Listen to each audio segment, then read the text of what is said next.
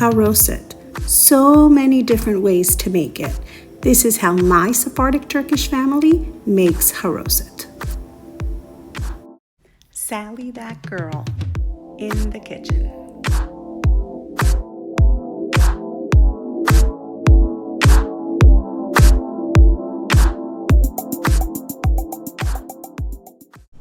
Hi everyone, and welcome to another episode of Sally, that girl, in the kitchen. In today's episode, I'm going to teach you how to make haroset. You must be thinking, haroset, everybody knows how to make haroset. Well, not necessarily, because haroset, of course, is always made for Passover, for our Seders, but I find that it varies tremendously depending on the region that each family comes from. And I also find that it varies from family to family. You may be from the same area, but you may make your haroset very different. So I'm going to teach you the way that we have had it in my Sephardic-Turkish household my whole life. This is the way my mom has always made it. And it's the way that, of course, I love it because I grew up eating it. And it's amazing, not only for our Seders, but on some matzah. You can't go wrong. And who said haroset is only for Passover? You can make this any time of year, and it would be amazing on some crackers too. It's super yummy. It's a delicious spread. So I'm super excited to teach you how to make it. So let's not wait another second, and let's get started. For today's recipe, you will need 2.5 cups of raisins, 3/4 of a cup of Manischewitz Concord grape wine, 1 cup of walnuts, and 1 Honeycrisp apple.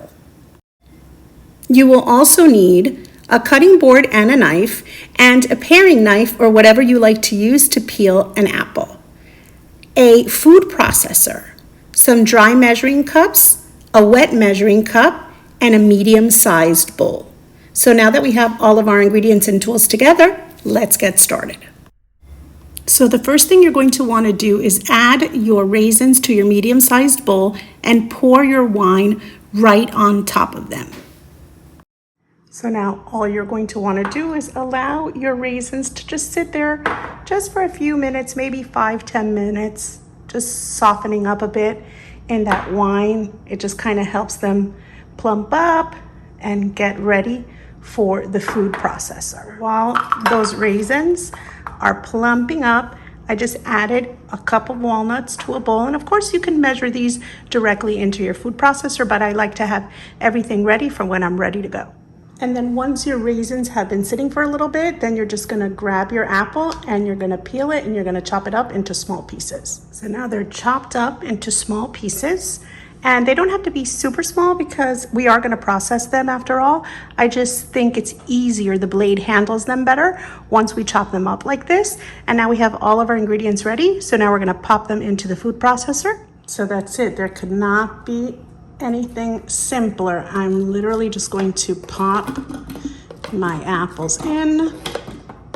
Always use the back of your knife, because when you use the front edge, then you tend to dull your knife, and you don't want to do that. So whenever you're using your knife to help you scrape something, always use the back side of your knife. And so those are in.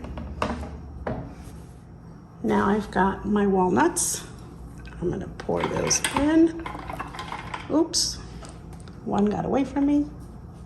Actually, I'm gonna move these around just a bit to give me some space for my raisins and my wine. The raisins are plump and ready to go. And then finally, I'm gonna bring my raisins and my wine in, and very carefully, yes, carefully while making a mess. Never fails. Let's try that again. Very carefully. There we go. I'm getting all that wine in first to avoid making more of a mess. And then little by little, I'm just gonna help scoop those raisins right in.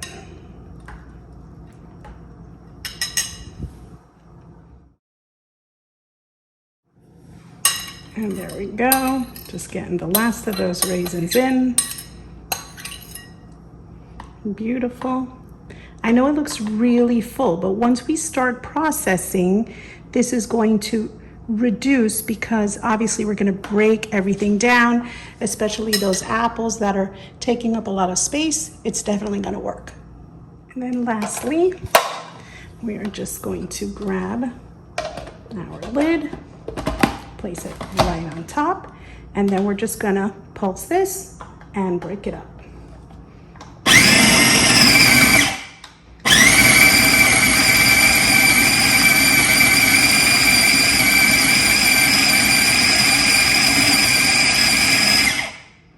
Look how quickly it's coming together.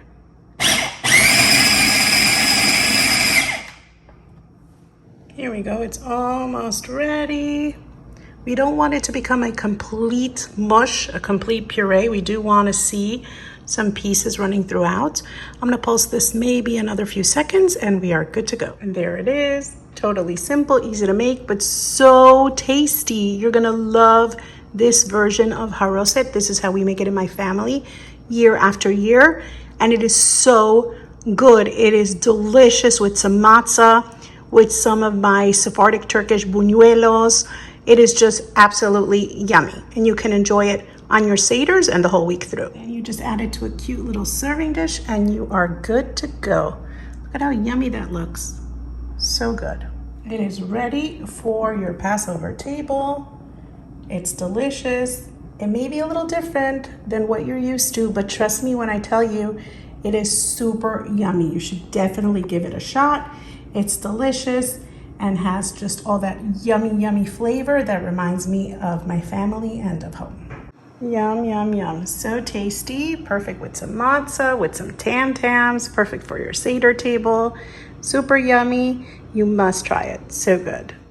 So since I am filming this a little bit before Passover so that I can show you how to make it in case you want to feature it at your Seder table, I'm not going to eat it with matzah because I don't know about you, but I don't like to start eating matzah until it's time to eat matzah. And then after that, I can eat it all year round, but I kind of like to give myself some space before Passover, before I start eating matzah, to make it special during the week of Passover. So I'm just going to try it straight up, which, as I said, it is so good.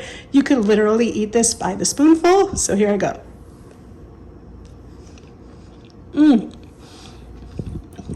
So yummy. So the raisins, the walnuts, and of course that little bit of apple, but especially that wine. Putting those raisins in that wine before mixing it all together really creates something magical. Super tasty, super yummy.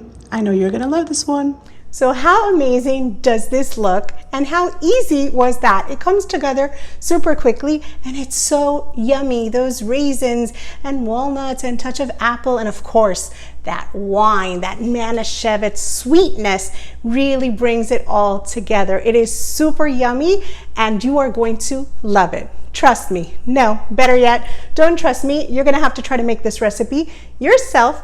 And of course, if you enjoyed today's recipe, don't forget to like, comment, and share. Thank you so much for your beautiful comments, for liking my videos, for sharing my videos with your friends. I really, really appreciate it. And if you're not already subscribed to my channel, don't forget to subscribe to Sally That Girl in the Kitchen and to touch that little notification bell so that you get notified every time I put up a new recipe video, which I do all of the time, so you don't want to miss them. And I strongly suggest you go over to my video tab and explore there. There are so many recipe videos already up that you are going to love. So many yummy ones. Not only Jewish recipes and Sephardic-Turkish recipes, but international recipes. Food from everywhere, breads, all kinds of yummy sides, main dishes. I know you're going to love them, so make sure to check those out.